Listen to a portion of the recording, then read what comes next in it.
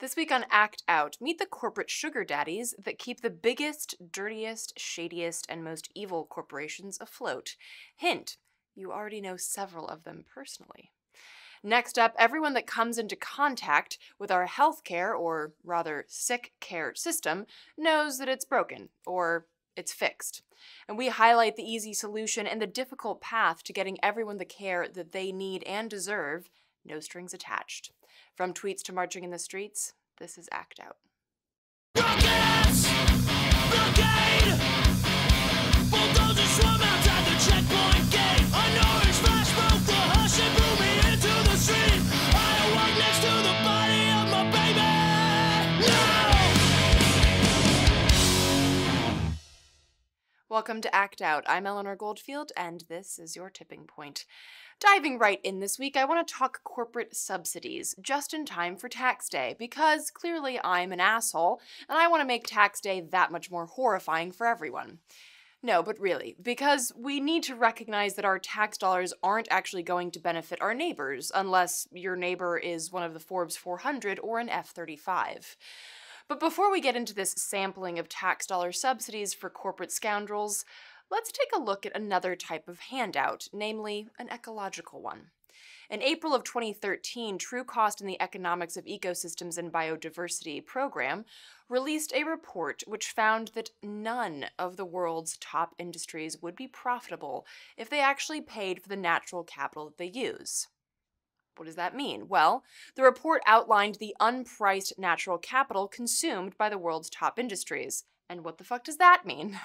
Well, unpriced natural capital referring to ecological materials and services like, say, clean water or a stable atmosphere, and unpriced just means that the businesses don't pay to consume them. The report ranked so-called region sectors based on their natural capital impacts. And a region sector refers to a specific industry in a specific area of the world. So, for example, cattle ranching in farming in South America. In that case, the greatest natural capital consumed by that region sector is land. For example, clearing out huge swaths of the Amazon rainforest in order to graze cattle.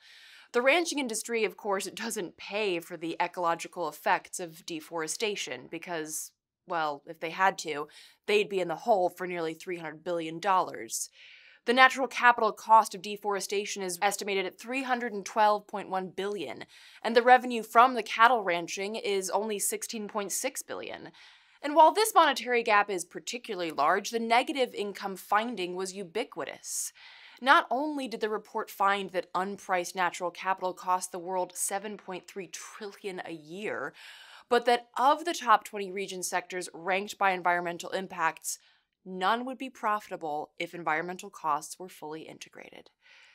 The industrial behemoths of our world, coal, meat, natural gas, oil, logging, none of them would be in the black if they actually had to pay for the destruction that they cause. And keep in mind, this report is actually more than 4 years old.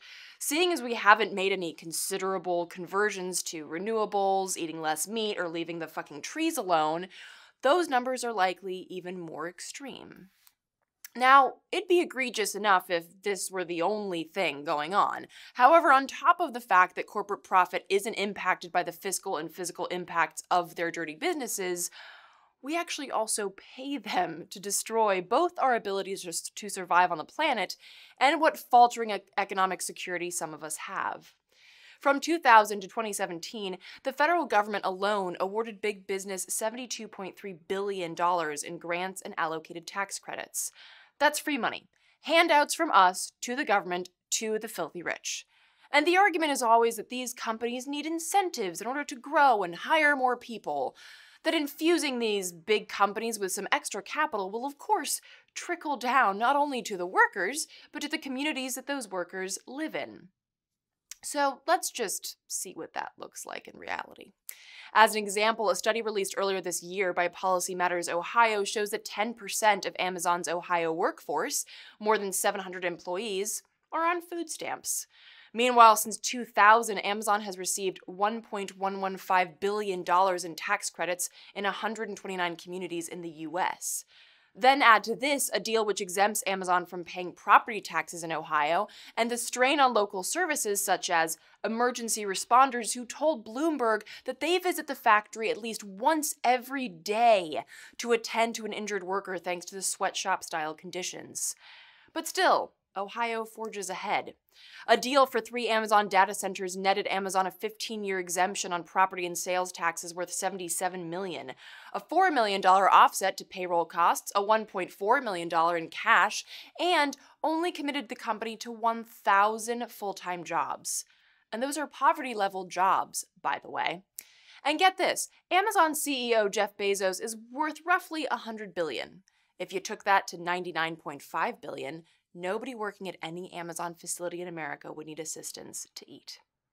But Bezos wouldn't be the one to offer that up, particularly not when he has the power to send cities across the country into a twisted frenzy as to who can pay him more to fuck them over. Late last year, Amazon announced it was looking for a place to build its second headquarters, and it wanted to see what it could pull from each place. Who'd be willing to do the most to get the least, to fuck over the most amount of its own people in order to wave that orange flag? Worcester, Massachusetts offered a $500 million package that included 100% property tax exemptions for the headquarters employees. Philadelphia's price tag was $2 billion. A developer in Irvine, California said he'd pay the entire $5 billion in construction costs himself. Newark, New Jersey upped the ante to $7 billion in tax benefits. Some cities, like Washington, D.C., created cringeworthy promotional videos and performed publicity-seeking stunts. Stonecrest, Georgia tried to one-up all applicants by offering to create a 345-acre city in Amazon's name. And while mayors and officials will call this incentivizing, it's just fucking bribery. And it's bribery using the people's money to ultimately fuck over people, shoving hard-won dollars into the pockets of dipshit billionaires like Bezos instead of into public services. A report from late 2017 shows that Kentucky now spends more on corporate giveaways than on public pensions. More precisely, the annual cost of funding pensions in Kentucky represents only 69% of the annual cost of corporate subsidies and loopholes. In Baltimore, Maryland, billions are shoved into the hands of corporate developers while schools and communities literally fall apart. In early January, a GoFundMe was launched just so schools could turn the fucking heat on. Some 60 schools across the city had heating issues, and meanwhile, since the 1970s, at least $3.7 billion in public money, in the form of direct subsidies, tax write-offs, pilots or payments in lieu of taxes, and TIFs, or tax increment financing, has been used for downtown development. More than Baltimore's entire 2017 budget.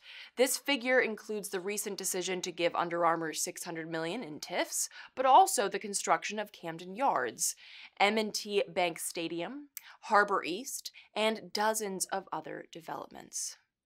But think of the jobs. Okay, let's. For example, New York gave a $258 million subsidy to Yahoo and got 125 jobs. That's $2 million per job. Oregon awarded $2 billion to Nike and got 500, which is $4 million a job. North Carolina shelled out $321 million to Apple and got 50 jobs. That's $6.4 million per job. Louisiana handed $234 million to Valero Energy and got 15. That's $15.6 million per job. And the Institute for Local Self-Reliance found that while Amazon employed 146,000 Americans in 2015, they've killed 295,000 U.S. retail jobs. And again, those are low-paying and often part-time jobs with no benefits or security. So despite the hefty price tag per job, the workers in communities aren't getting a return on investment. Actually, they're getting shafted. And not just them, us too. One study released earlier this year estimated that taxpayers spent $152.8 billion in 2015 as a result of low wages. And that's money that could easily come from those corporations. And this isn't about not wanting to support people who need it, who are struggling, but if those people are only struggling because the corporations that we're subsidizing refuse to pay them fair wages and instead choose to enrich themselves, we're not actually supporting people. We're supporting companies who refuse to support their workers. No one working for a multi-billion-dollar corporation should be struggling to pay their bills. No one. And as noted earlier in this segment, when it comes to energy companies, we're not just throwing them tax breaks and wads of cash subsidies, we're paying to clean up their ecological disasters as well. Oil Change International released a report last fall showing that U.S. fossil fuel production is subsidized to the tune of $20 billion annually. That's $20 billion going straight from your wages to the pockets of oil and gas tycoons that poison our land, air, and water. And when it's time to clean up spills or pay for illnesses or injuries sustained by their workers in the communities that they operate in, oh geez, I just can't seem to find any cash. That burden, once again, falls on us. Between federal and state subsidies, government welfare, and ecological fallout, we pay corporations 2, sometimes 3 times over under the guise of boosting the economy. Predictably, however, the only things boosted are corporate profits, income inequality, and ecological disaster. Companies like Amazon pit communities against each other and then watch the scuffle like a sadist watches malnourished dogs fight over poisoned scraps. We rip ourselves, our communities, and our entire economy apart for the sake of corporate low-life scum. You low-life scum. And speaking of low-life scum, let's talk healthcare. If you follow the show, you'll remember us covering the fact that we are the only industrialized nation in the world that doesn't have universal healthcare. The Affordable Care Act, which was neither affordable nor caring, leaves almost 30 million people uninsured, and nearly 80% of the people who went bankrupt from medical expenses actually had health insurance. The insurance industry is a racket, and it's flanked by the pharmaceutical industry, another racket, which sets prices for medicine that for us are higher than anywhere else in the world. In short, the system isn't so much broken as it is fixed. It's a for-profit rigged system that, like the examples covered earlier in this show, takes our money in the form of insurance payments, healthcare bills, and medicine, and funnels grotesque profit margins straight to the top, leaving us with shitty or even non-existent care. Last week, a nurse in a large city hospital posted this commentary on the easily avoidable horrors that they witness every day. A couple of weeks ago, I watched a 47-year-old black woman get intubated, which, by the way, we only do to prevent immediate death, because she couldn't afford her asthma medication. I've seen multiple immigrants of color lose limbs because they couldn't afford insulin. I've seen multiple young people of color dying of AIDS because they can't afford antiretrovirals. And non-healthcare workers will say to me, people don't die of AIDS anymore, or asthma, or diabetes. We have medicine for that. And it makes me want to scream and cry and vomit all at once because advances in medicine only help if people have access to them. Do you have any idea how cruel it is to tell a 30-year-old mother of 5 that lots of people live with HIV for decades when her CD4 count is 28 and she's already gone blind from an eye infection? Literally fuck every single politician who has ever denied anyone health care. Make them do my job for 1 fucking week so they have to look at the people that they're killing and listen to them cry. This nurse's story is shocking and shockingly common. In the richest country in the world, people die and suffer every day from illnesses, complications, diseases, and injuries that could easily be treated and cured. But those treatments sit behind a lockbox of bribery and special interests. The solution is simple: universal healthcare. But thanks to that lockbox and the billions poured into maintaining our sadistic system, the switch to that solution is not an easy one. Here to talk more about the importance of making that switch, the grassroots efforts pushing for it, and how you can join the fight is Dr. Margaret Flowers, coordinator of Health Over Profit for Everyone. Take a look. So let's start with some terminology. Why nationally improved Medicare for All? Sure. Well, national is important because this can't be done at the state level if we want to actually have a system that includes everybody and allows people to move around the country and be a true single-payer system. Improved is really important because our current Medicare system has a lot of flaws. For one thing, we allow private insurance companies to provide coverage under Medicare, and they rip people off. And another is the coverage is just not comprehensive enough. It leaves out important things like dental care and vision and hearing. And another piece is that our current Medicare charges deductibles and co-pays and things like that we wouldn't have in a single payer system.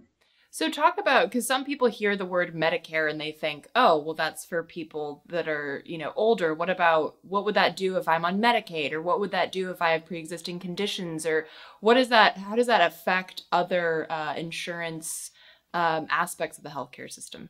Right. This has been a very confusing point for people. So basically, when we're talking about Medicare, we're talking about a Medicare-like system in that it's a national system that every single person is in, and every health professional is in that system, and people can choose where they want to go and get the services they need. It's a system that would completely, and the other important part about Medicare is that Medicare is financed up front through taxes. We each pay Medicare taxes, through our paychecks, and then when we qualify for Medicare, then we get that. What would happen under a National Improved Medicare for All is that we wouldn't have Medicaid. We wouldn't have employer-based health insurance or the other types of private health insurance. It would just create a national system like other countries have, where every single person is in it from the time they're born until they die. And I think for people on Medicaid, this would be a big improvement because it's a system that everyone is in. And so we have an incentive to make it the highest quality system that it can be, because that people that are at the, upper classes are not going to tolerate a poor system. And then people who have pre-existing conditions or people that are disabled would have the same benefits and access to the same things that people that are able-bodied and in good health have. Right. And it would take away this link between what you're, what kind of health you're in and the cost of your care. So right now, people who are sicker have to pay more for their care. And this would just create a system that we each contribute into based on our income. And then it completely decouples the cost of care from what you've contributed. If you don't make a lot of money, but you have a serious problem, you're going to get the amount of care that you need, not what you can afford. So talk about because this is something that's come up recently, the Democrats' answer to this. The Center for American Progress calls it the Medicare Extra For All. Talk a little bit about that. Yeah, this is a typical tactic that we, would anticipate. The National Improved Medicare for All movement is growing and gaining more power. The Democrats are feeling pressure that they have to move in that direction, but their campaigns are funded by the private health insurers and the pharmaceuticals, so they don't really want a Medicare for All system, but they want to sound like they support a Medicare for All system. So they created this Medicare Extra For All plan to try to fool us. And basically, it keeps everything that we have going on right now in place, except that it would, keeps the employer-sponsored insurance, and then all the other types of insurances that we have would still exist. But it says that everybody would be eligible to buy into Medicare, and it keeps the private Medicare plan. So this is just another kind of boon for the private insurance industry, because they'd be selling their private Medicare plans to us. They try to make it sound really great by saying that they would put Medicaid into it, but overall the system doesn't really change what we've got going on. It doesn't take the profit out. It's not truly a unified system like we're fighting for under National Improved Medicare for All. An argument that some people might bring up is, well, I don't want to pay for everyone's healthcare. That's not fair. But in reality, they're paying. Would you say that they're paying more now for a type of corporate welfare as opposed to the welfare of the people? That's a good way to put it. Yeah, it's absolutely corporate welfare under our current system. The private insurance companies get all kinds of dollars from us. They get, subsidies to help people buy their insurance. They get, employers get tax breaks. They get supplemental help for people who can't afford their copays and things. That comes out of our public dollars. There's all sorts of ways that we subsidize this current system. The way that we look at it is, look, the United States is the only country that uses this very complicated private type of system, and we spend the most of all the industrialized countries in the world, and we don't even cover everybody. It's proven that a National Improved Medicare for All is much less expensive and has, results in better health outcomes. And it's not just paying more for insurance. We pay more than any other industrialized country for medicine as well. Medicine and health services, all of that, because we have this really complicated system that doesn't have any ability to negotiate with the pharmaceutical companies. Under a national improved Medicare for all, you are the single purchaser of care. If somebody wants to sell their medications, their medical devices, their services, they have to agree to the prices that the system sets. So talk about, because there are bills currently in both houses of Congress. Talk about those bills and if there's something that the National Improved Medicare for All movement is behind. Yes, so HR 676, which is known as the Expanded and Improved Medicare for All Act, was first introduced back in 2003 by Congressman John Conyers, and that really came out of the movement for single payer, setting a framework of the kind of system that we want to see. And many may know that Congressman Conyers stepped down this past year, and so Congressman Keith Ellison has just stepped up, and he's now the primary co-sponsor for that legislation. We have record support for it right now in the House among Democrats. 121 Democrats have signed on to it. We really would like to see some Republicans sign on as well, because it just makes sense. It's the most fiscally conservative way that we can do health care. So that's a bill that we strongly support. We were encouraging Senator Sanders to introduce a Senate version of that bill. He did agree to introduce a single payer bill or Medicare for all bill last fall, but unfortunately, as kind of the horse trading went on, as he was trying to get more Democratic senators to sign on to it, some really important pieces of what we wanted to see in there got thrown out. So Senator Sanders' bill does need some improvement. He says he's willing to improve it. But some basic things that it allows for-profit providers to continue to operate, and these are the providers that charge more and provide lower quality, so they don't have a place in our system. It leaves out long-term care, which about 10 million people rely on, and so they wouldn't be really in the system if they can't get their long-term care from it. It doesn't have some of the budgetary controls and other things that we would like to see, but we can continue to pressure Senator Sanders to move more towards HR 676. And we've talked about this in the past too, the idea of incremental change on this. If that were to pass, would that be good enough as a start, or is it just that you just need to stop to get away from the old ways and institute this new way, not sort of like half-ass it, or is there an incremental way to do it? Yeah, there is no incremental way. I mean, basically, going to a single payer system is the smallest incremental step that we can take. Once we get the private insurance companies out and create this system, there's still a lot that we have to do in terms of making sure that we have adequate health providers, that we have adequate health facilities. As people probably know, a lot of hospitals, especially rural hospitals or hospitals in low-income areas, have been closed down. We'll probably want to change what some of the coverage is. There are things that people, will want to have covered that we'll need to include in the system. So there's a lot of work to do beyond that, but this is really the first step. And an important point about Sanders' bill is that he does have this very delayed implementation, which when we look at it, it really seems like it's designed to kind of make the whole system fail, that it sets up these private Medicare Advantage plans to be a big part of the system.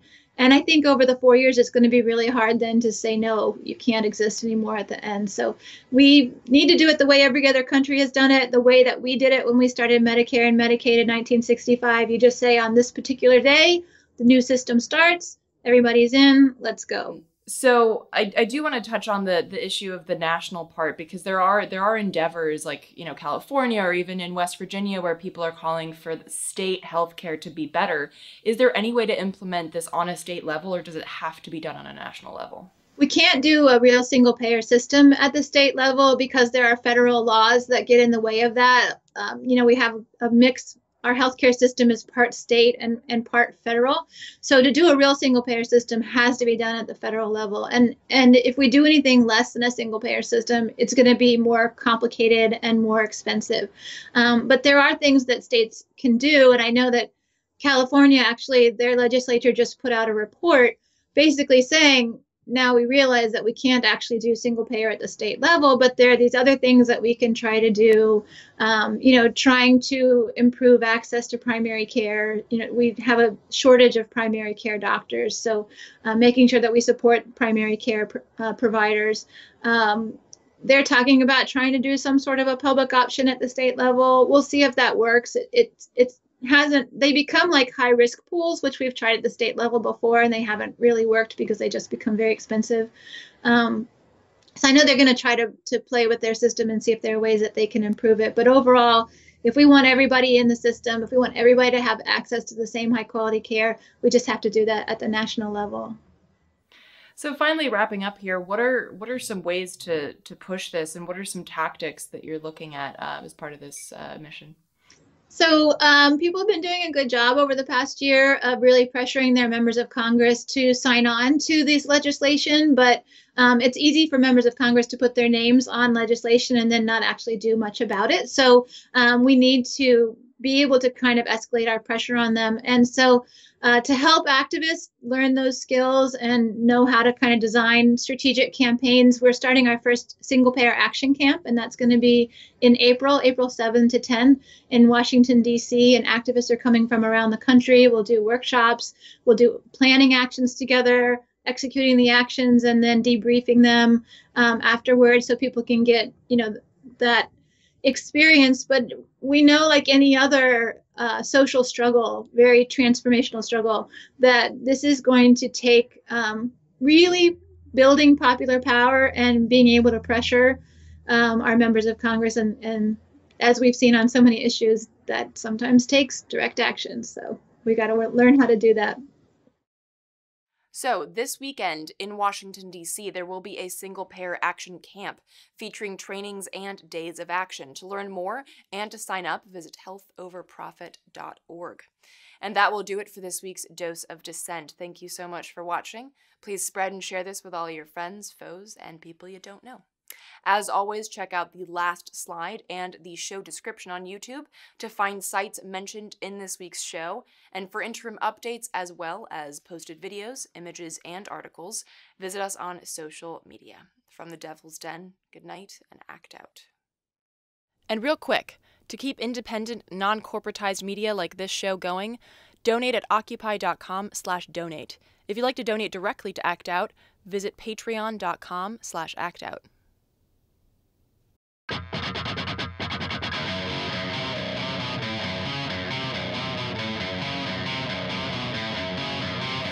can hear the boots are stomping. Come on, boys, let's get some rocks to throw. I can't stand to hear my father cry anymore. Time we left one of you motherfuckers dead in the road.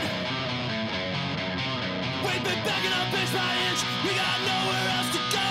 It's been too many years since you pushed and said my shove. I'm not a violent man, but